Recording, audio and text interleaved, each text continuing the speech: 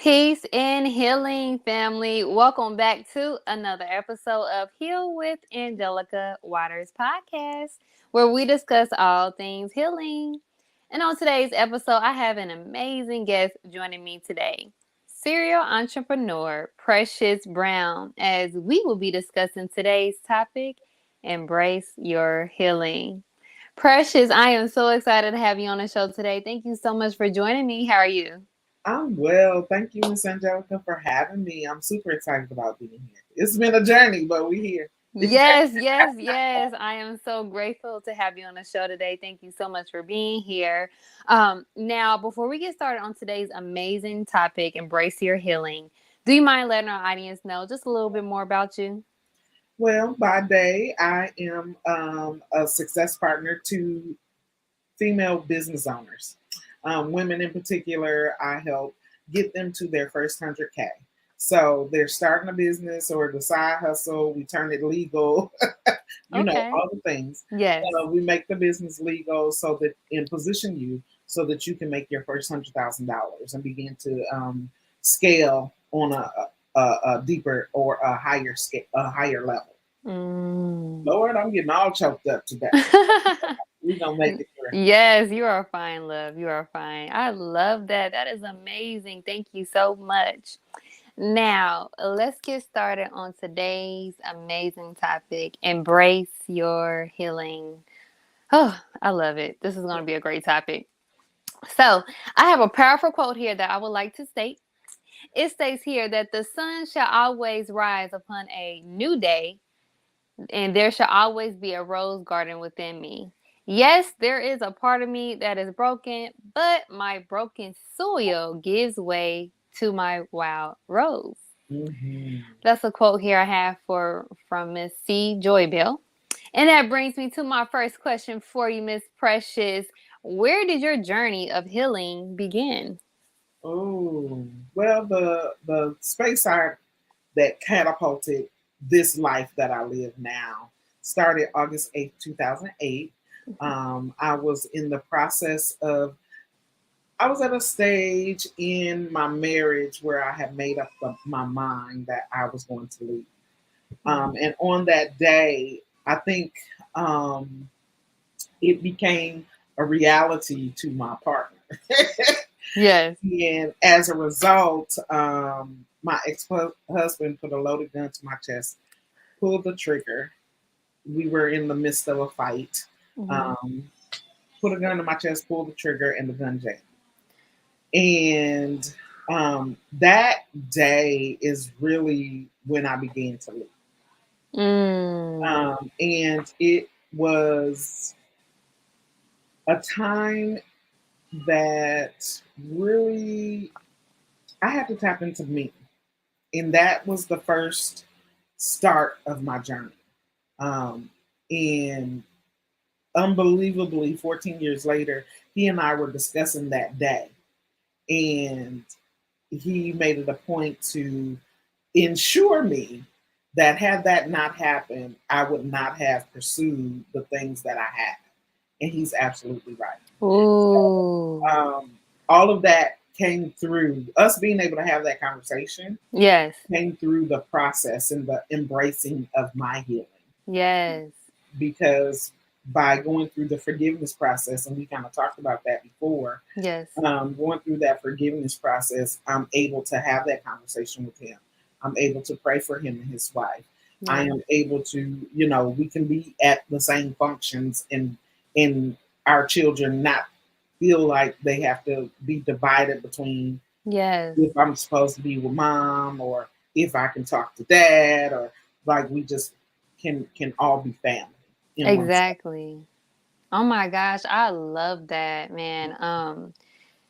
Now, was when that altercation happened, now was it okay, was it did it start from you letting him know that you wanted to end things and he Oh wasn't okay no. with that, or it just was it was an ongoing.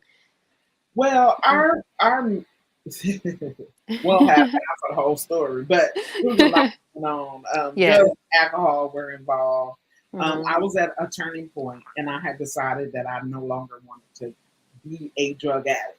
Yeah. That was not my end all be all to my life. I just Hmm. couldn't. I just didn't feel like that was it, and I began to hold my ground in Mm. the relationship. And really say, you know what, I'm not doing XYZ thing. That particular day happened because I had locked him out the house. Okay. Um, I had woke up that morning and I was just like, I'm done Yeah. with everything. I was done with the drugs and alcohol. I was done with the marriage. I was done with the life we were living and pretending. I was just done. I Yes. woke up like I'm done. Mm.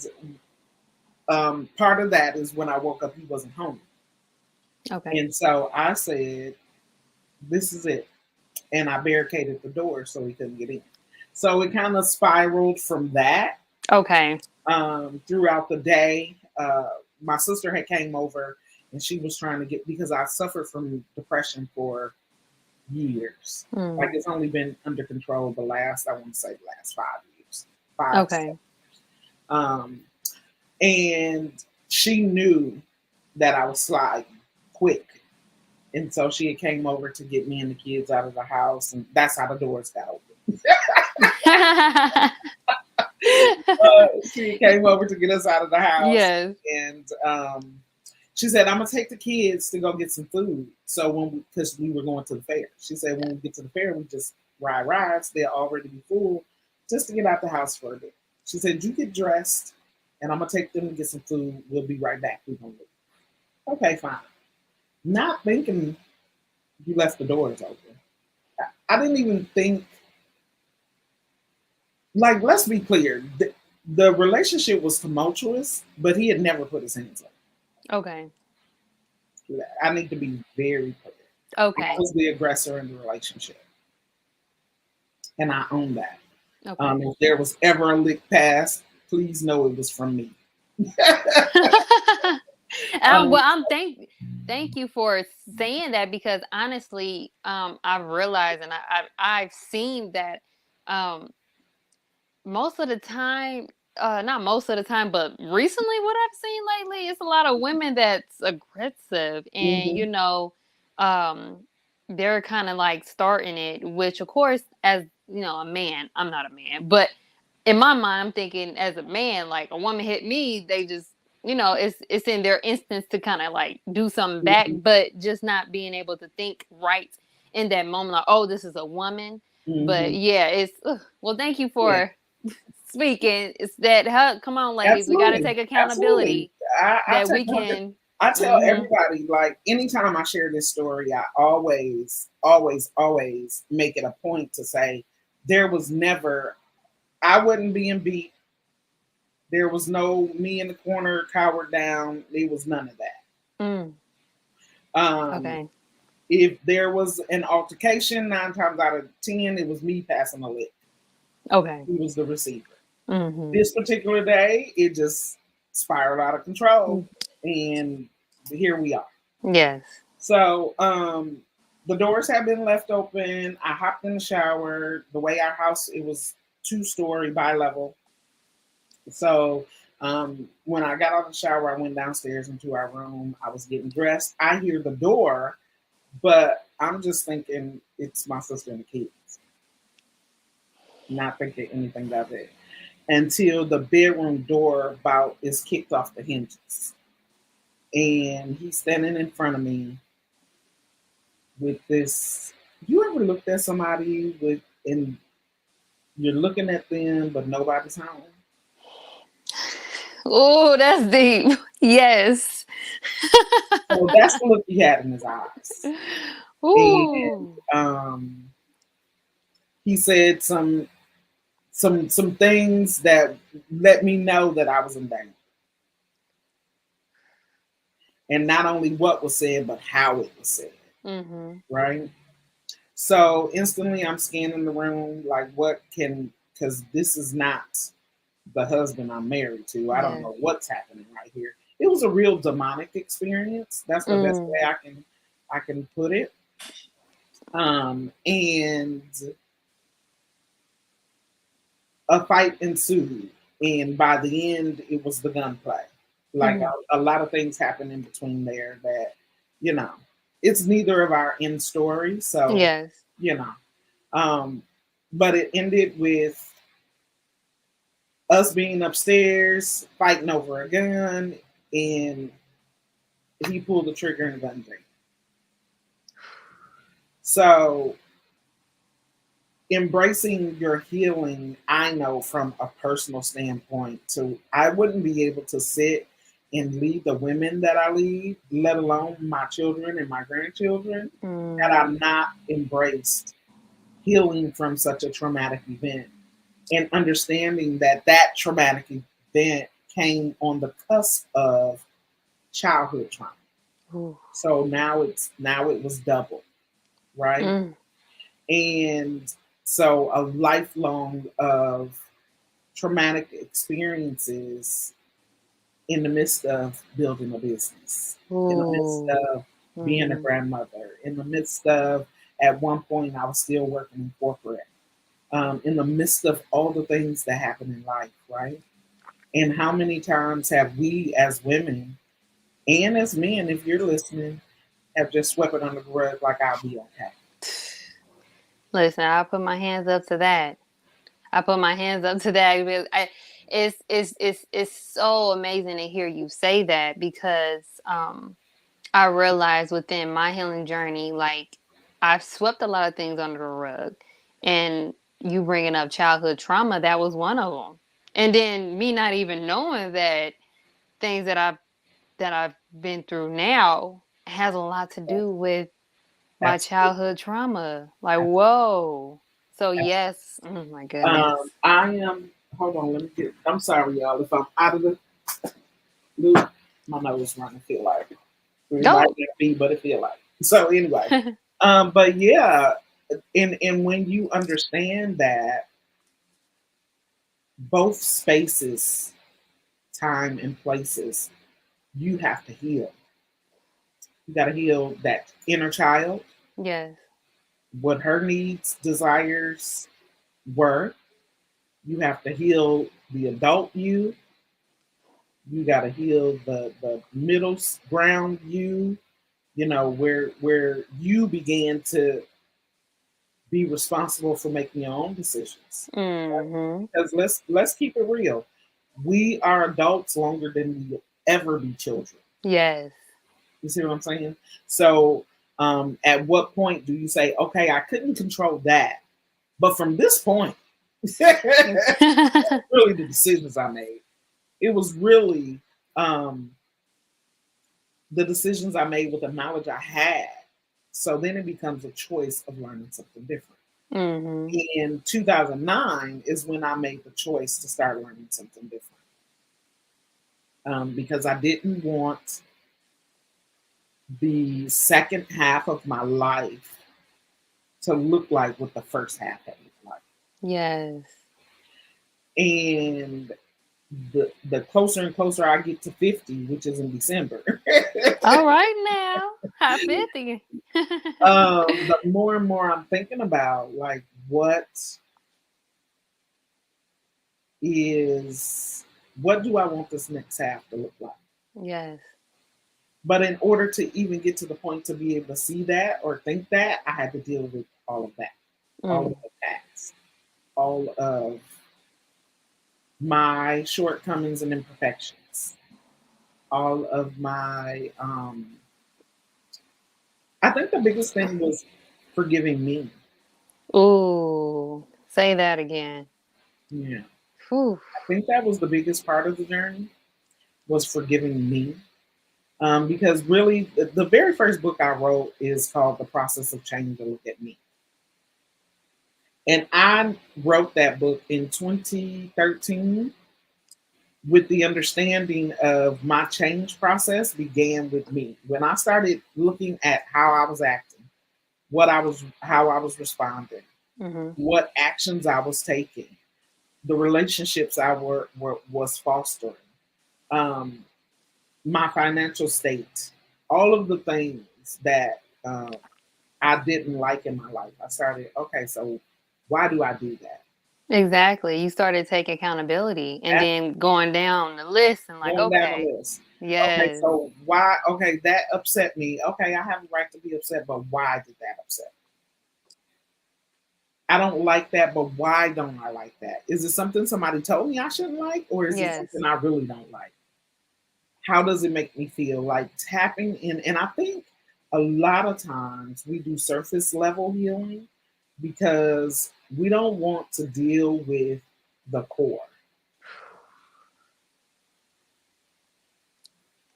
that core, that root, the Hmm. root. Ooh, oh Lord, Because you let's get be it to me. honest, we have practiced for generations, and I'm Mm-hmm. talking to our African Americans, peoples. Okay, I'm talking to us. We have been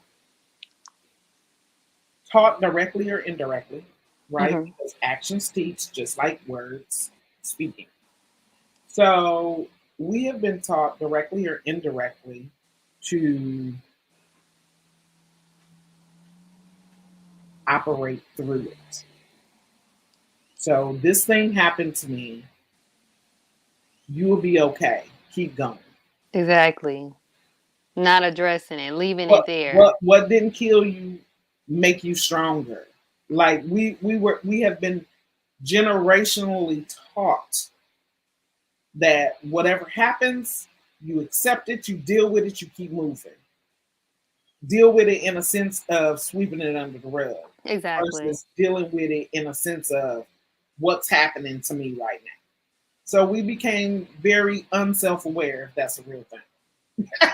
Exactly, exactly. Because you're right. We've been so programmed and Mhm. conditioned to believe that our traumas, our pain, anything that we go through isn't validated because, we're just supposed to, because it's life and things happen and you go through it. So what? But what I've realized is that, well, the only way I'm going to be able to change or be able to break that generational curse, and to me, that generational curse to me is the mindset of our people.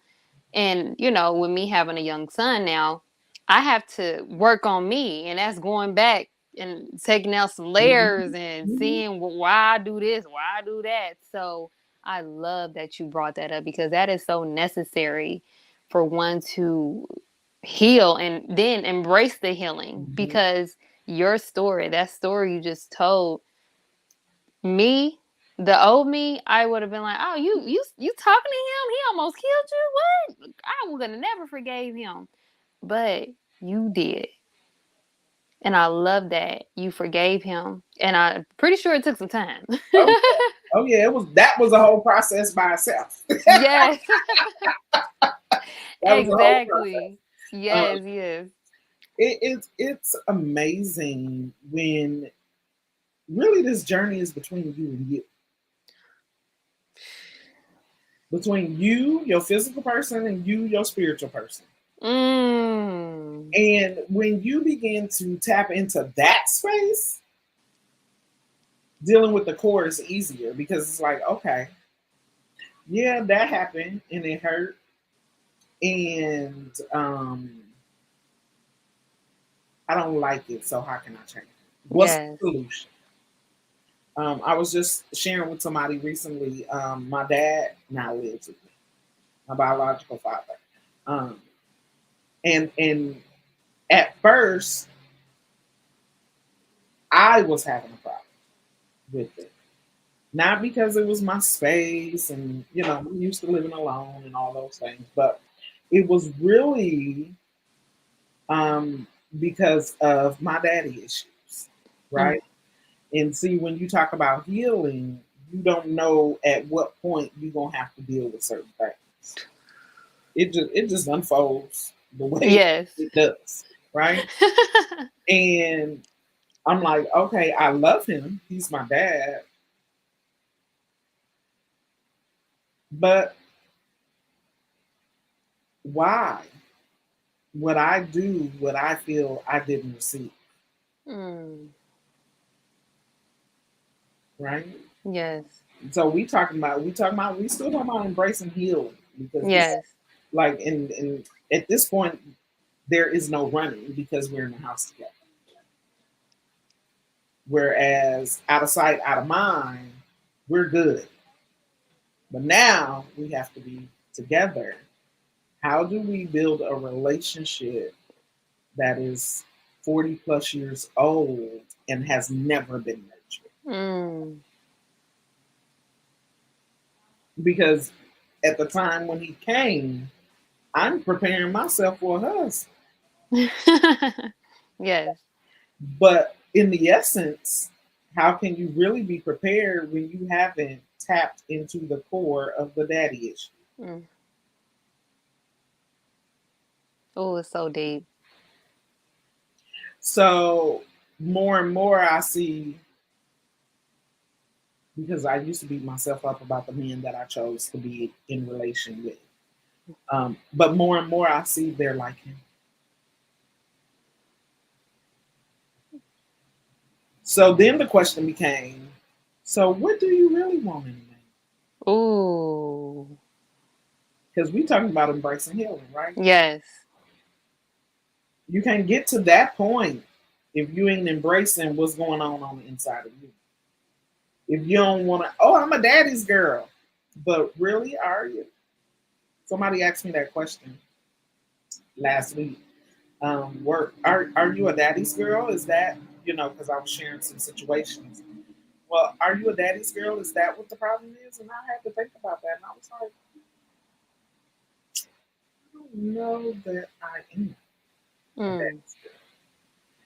I don't know. I mean, I was when I was a kid because I could use it as leverage because nobody else's dad had, everybody got a daddy, but nobody's dad was around. Yes.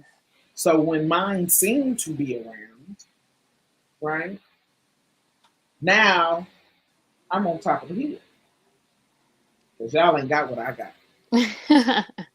But then that was a process of healing too because it damaged some close relationships to me. And I couldn't understand why certain things happened with my siblings and my cousins and things like that. But Mm. as I began to dig deeper and heal even more, I realized how I caused the divide Ooh. just from what we call being petty. Mm. Exactly. And Exactly. because I was being petty as a child, not even knowing what it was, teasing because I got a daddy and where your daddy at? I'm going with daddy. But secretly hating him because he really wasn't there. Trying to cover up the pain. Ooh wee. So Ooh. projecting on other people. That has caused a lifelong rift, right? Because we talking about embracing healing, like we gotta deal with all of that. Mhm. It wasn't just August 8th, 2008 that caused that was the straw that broke the camel's back in order for me to begin to deal with and heal within, Yes. right? That was Mhm. that's what catapulted it. But really, once that layer was pulled back, it was more and more layers that kept unfolding. I'm like, Yes. what is happening? All the way up Yes. until now, current, living with my dad. Oh So wow. Yes. Oh, Lord, I am loving this. This is so beautiful, precious. And if you all are enjoying this episode just as well as I am, please show your support by donating today for more free, powerful content. I'm sorry, just like this. More info to donate will be available in the list on today's show notes. Now let's get back to today's episode. Embrace your healing. Now, Precious, I would love to know, like, when that situation happened, when the you said the straw was broke off the camel's back when that situation happened and really got you on that journey of healing. What was the things that you were doing that helped you get through that healing process? Mm. Um, it was a very, very intentional process. The very first thing I started doing was paying attention to me. What was I doing? What was I saying? How was I acting? Um, I began to reaffirm me. I remember after the split, we went from a one, two, three, four bedroom house, full everything. Because on the outside looking in, we looked like the all American family. Nobody knew what was happening in our, Mm-hmm. drugs and the alcohol and they knew he drank, but that's all people knew, right? So we went from we being the family went from that to me and the children living in a 2 bedroom apartment. Mm. So the first thing I remember doing in the apartment is posting affirmations for self all around. Because I knew that in order to see something different, I had to see something different. Yes. So I put them on every mirror that was in our house. In the bathroom, I made it so that that affirmation was for the kids, so that they would reaffirm themselves when they saw themselves. I put bedroom, the patio door, the cabinets in the kitchen, the mirrors in the car, like because I needed to see something different, Mm. and I wasn't privy to see other relationships that were healthy. So what I created, and this is a big part in our lives as it stands, because I didn't see healthy relationships, I had to create what I wanted to see. Mm. Yes. So in that process of the affirmations, reaffirming myself, I began to have conversations with my children that I wish my parents had had with me, Yeah. and being more intentional with my friendships. If you were doing things that I was no longer aligned with, I had to get comfortable with removing myself from the situation, which is the whole process by itself. Yes, it Right? is. I Mm-hmm. don't want to be deemed as acting funny. Yes. Oh, she funny acting now. Yeah. Mm. Oh, She done got too good. yeah. There. Mm. That. Yep. There you go. But the truth of the matter is, anytime you begin to serve you and put you first and what you want and what you desire and how you feel, others will get upset because they no longer have control.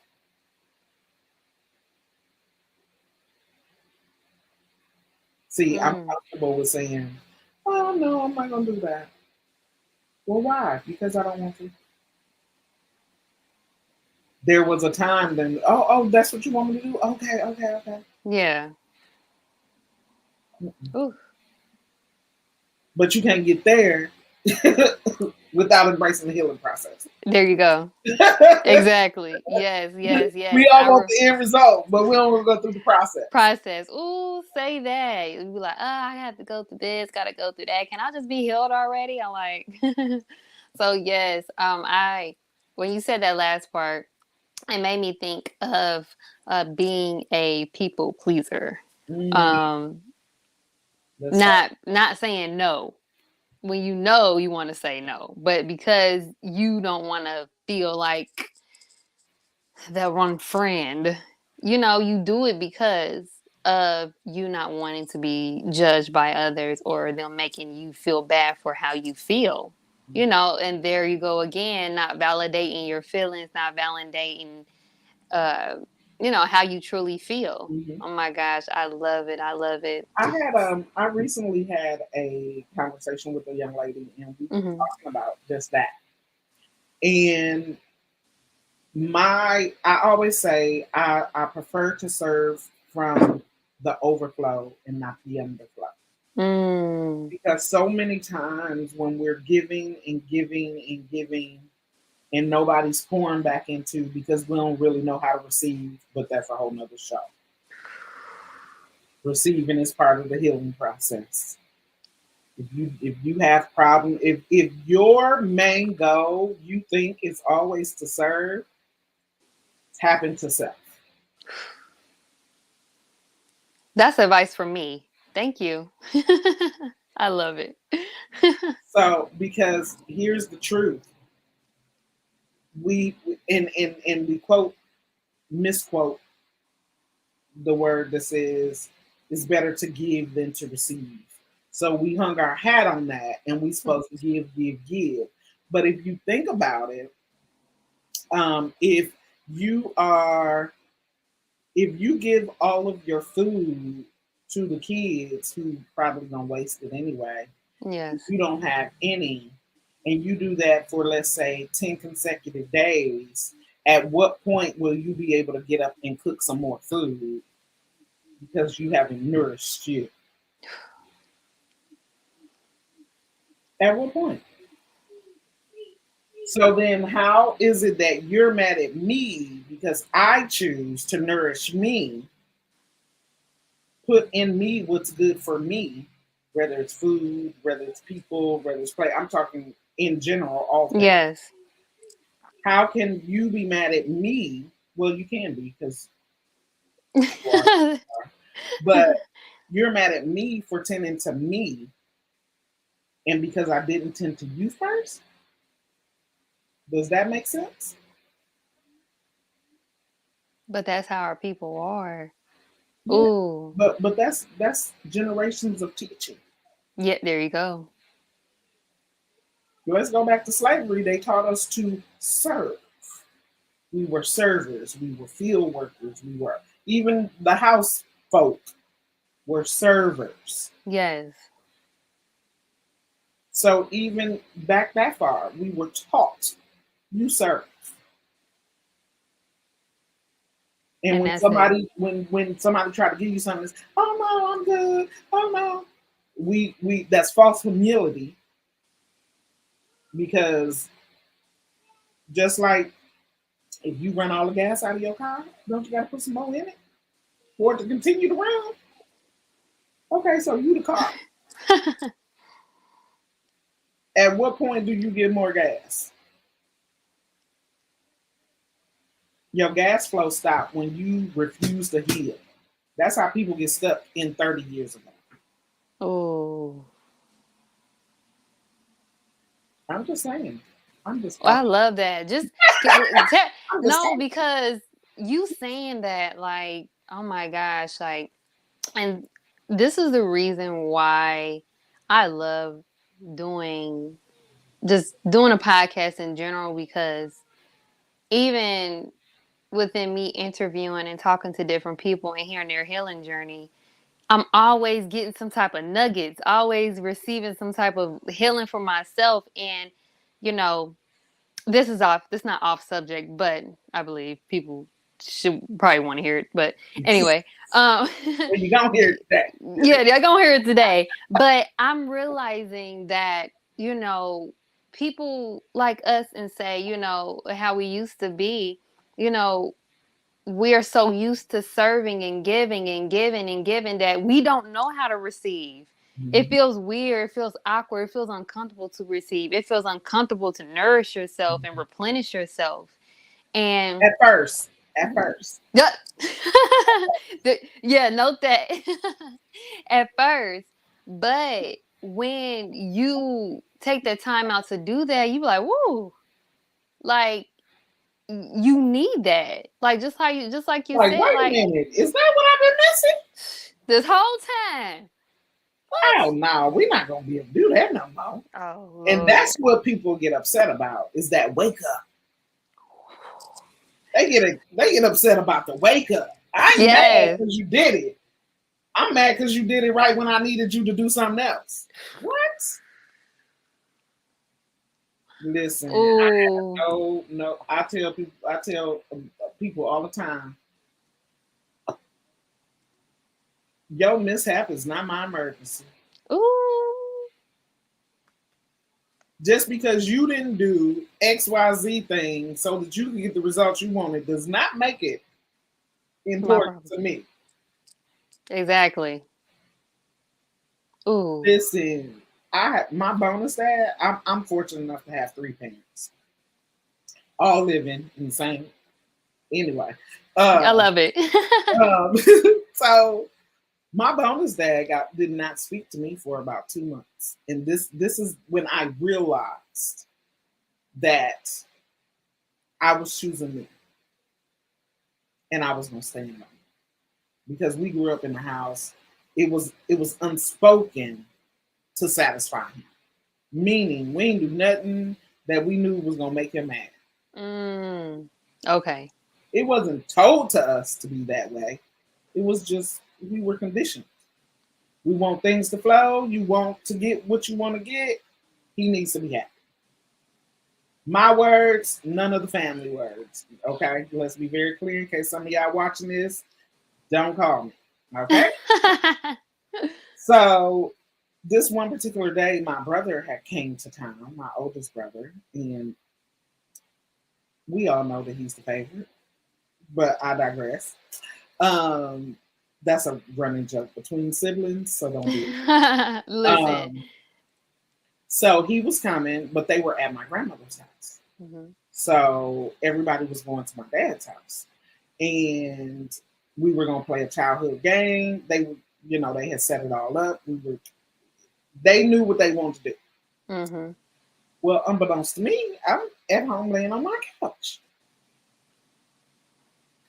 Okay, and I get a call and says, "Hey, Pooh," my family called me Pooh. "Hey, Pooh, come over to Dad's. We about to play the game. Blah blah blah. Sonny here. Blah blah blah."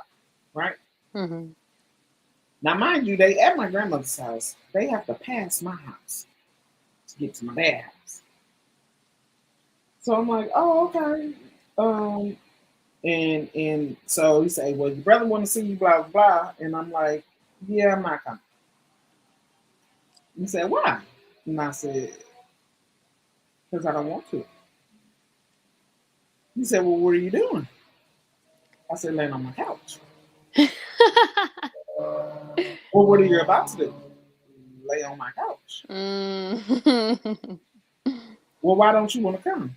Because I'm laying on my couch. There you go. There is no other. That's the reason. And after that call, I proceeded to get about 4 or 5 more calls, the Mm. siblings and my mama. And well, nobody could just understand why I wasn't going to get off of my couch because I wasn't doing nothing. To Yeah. them, I wasn't doing nothing. But to me, I was doing exactly what I wanted to. I wanted Exactly. couch and look at a movie. And that's what I was doing. And it didn't matter that what you wanted me to do was important to you. What was important to me was laying on the couch. Exactly.